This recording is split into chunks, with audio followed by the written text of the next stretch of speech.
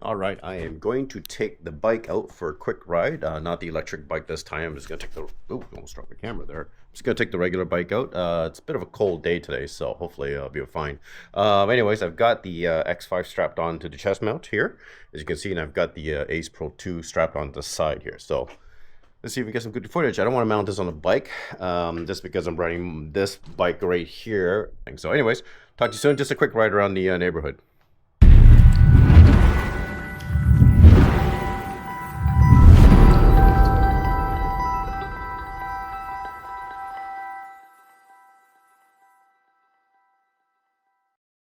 Hey, Mr. MiyagiStyle. Hey, guys, gals, I am doing a quick sample of 360 cameras. Now, I get this question all the time from my friends and viewers and family.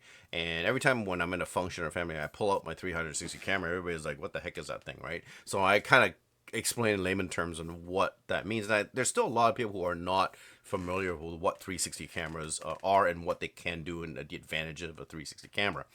We've come a long way. As you can see in the picture there, my first 360 camera was a 360 Fly, and I still have this thing. I had this thing for probably 10 years because it came out in 2015. I bought it when it was released. And, you know, at that time, 360 was just kind of starting. It's been out for a while. It's been out before that even. And honestly, the 360 quality and stitching was kind of gimmicky back in those days. So it's been 10 years and lots of 360 cameras have come out.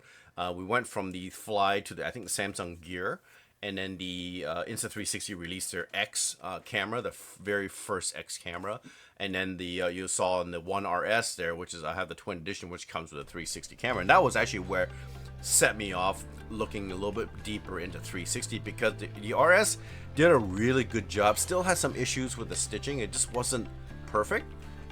But then we get into the X3, X4, and now finally the X5 series, and I'm gonna say this.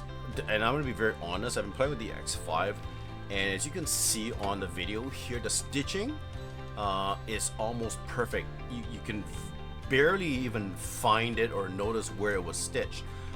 You really have to look, and it's come that far. If you compare the video of the 360 Fly and this X5, it's just night and day. And with that pure video mode now, we're able to do 360 in low light and night situations, which is spectacular, and that's something that we've been kind of asking for since the X4. So essentially how I explain to my family and friends what the 360 camera does and how its advantage and how it works.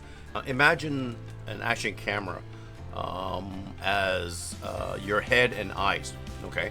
And the traditional action camera would be your head and eyes, but except you have a neck brace on. So when you pan left and right, you're kind of stiff when you're looking at that point of view on an action camera, right? So you have a very flat, single point of view on an action camera.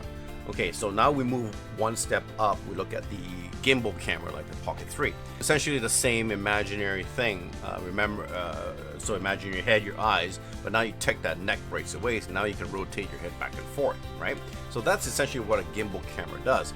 But you're still limited to the camera's FOV limitation. So I think the highest FOV angle for action cameras right now is the Ace Pro 2, which is like 142 degrees, which is basically, in human perspective, is your peripheral vision, right? So how wide you can see with that camera. Now, we go to the gimbal camera again. So essentially the gimbal camera is your head without the neck brace. So you can actually rotate your head back and forth now to go left and right. And the gimbal camera can, I don't know if the gimbal camera can go all the way around, but you're still restricted to a very flat view. So let's say if I take that gimbal camera and I rotate it all the way to the left, right? I can see what's on my left, camera stays the same, but now my eyes are pointed to the left. So essentially I turn my head to the left.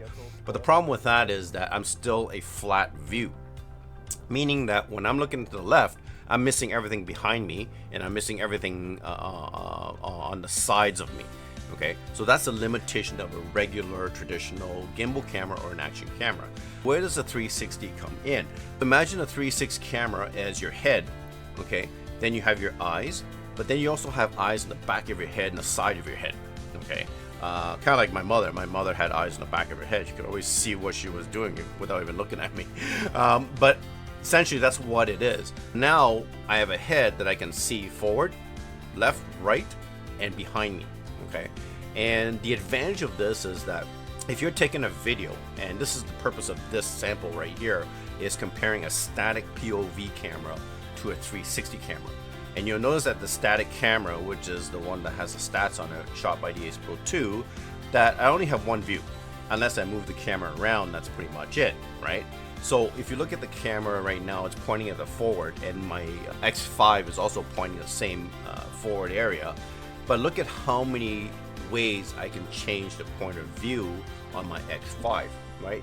Where you cannot do on a regular traditional action camera, nor you can with a gimbal camera.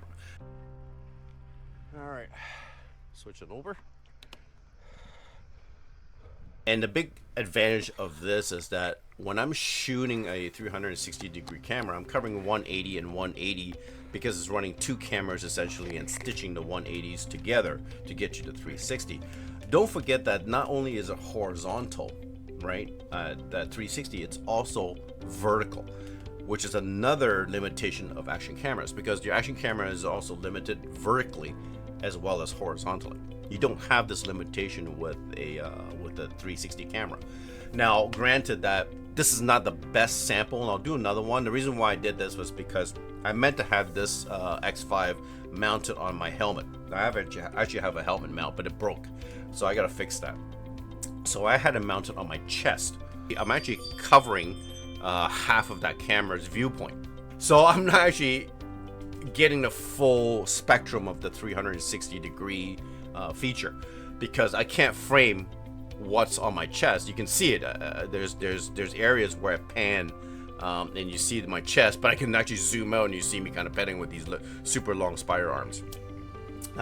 So if I had it on my helmet, then I would have the full 360 degree angle, and I'll do that again on my helmet, and it'll be much different, because then I can frame my video in full 360 degrees, where I'm really kind of limited to about 180 degrees here. So you see that here, what I did was I actually had a selfie stick, and I put it on a selfie stick just to get it off my chest, so you can get that full 360 degree framing feature.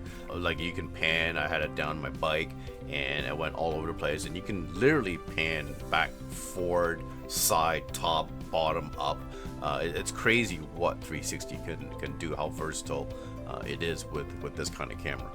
But even at 180 degrees, look at the amount of point of views I can change and have and post frame from a single video. Both of these are running off one video.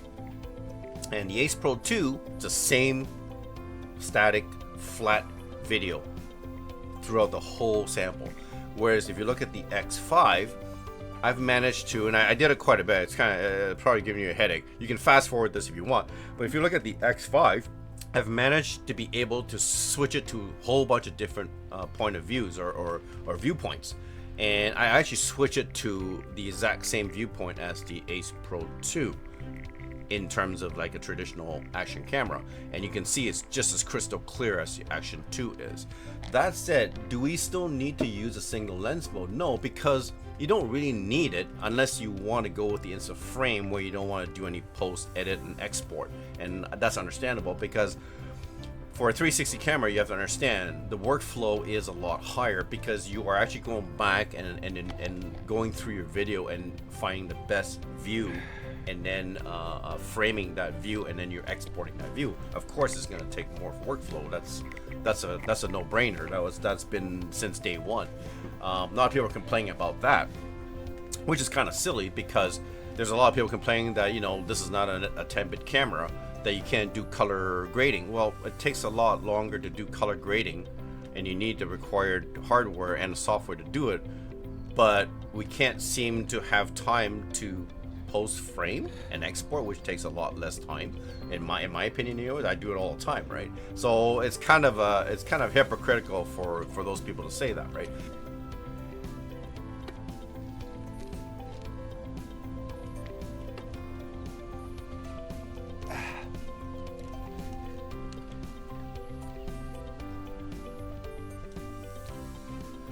Like right now, you're seeing that same POV view with the X5 framed this way, the same as the Ace Pro 2, and it's just as clear.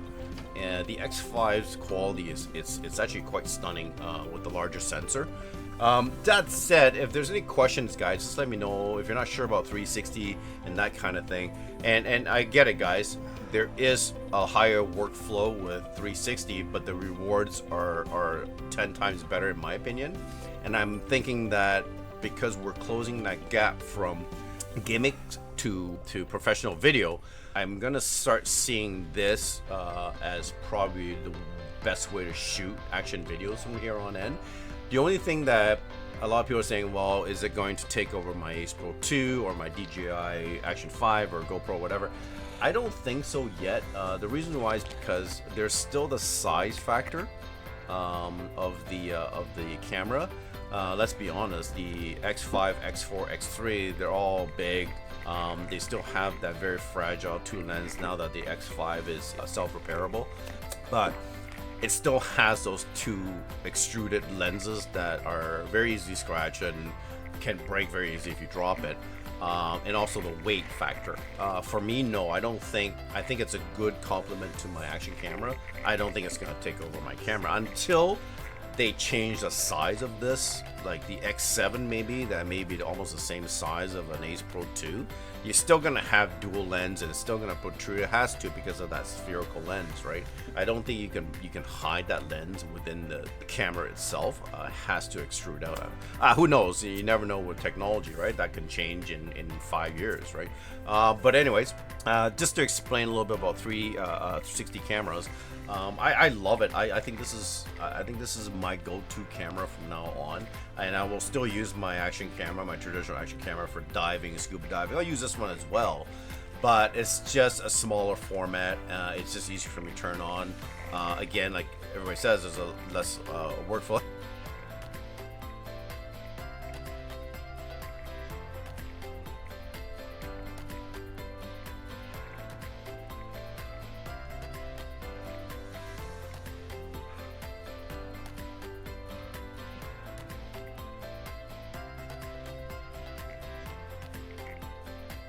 You guys see this? This is really weird. So something went wonky with my GPS preview remote.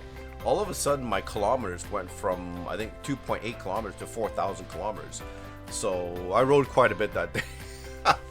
So I'm not sure what happened there. I think it was just a glitch. Something got screwy. It happened right when I went to unscrew my my X5.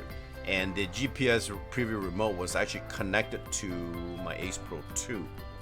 It was connected to the X5, but when it went off, it disconnected and reconnected with the Ace Pro 2. So I'm wondering if that had something to do with it.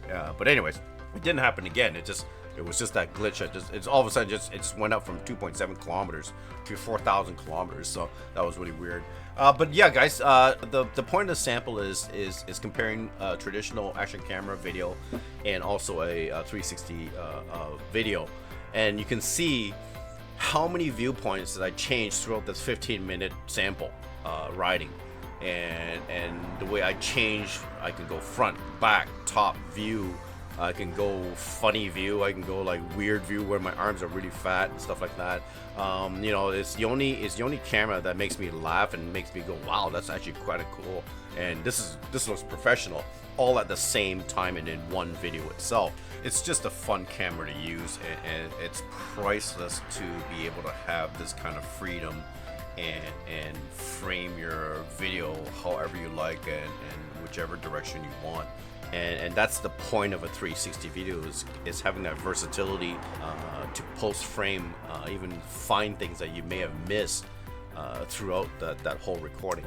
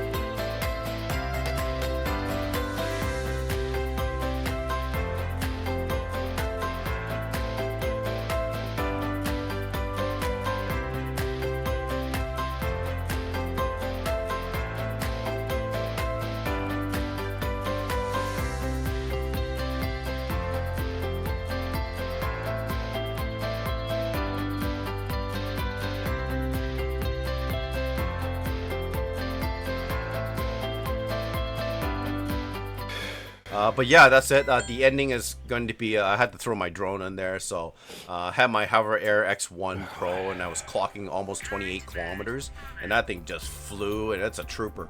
And I was zigzagging back and forth, and the drone was following me. People were looking at me on the street when I drone, and it's it was really fast, and they were wondering what flew by them.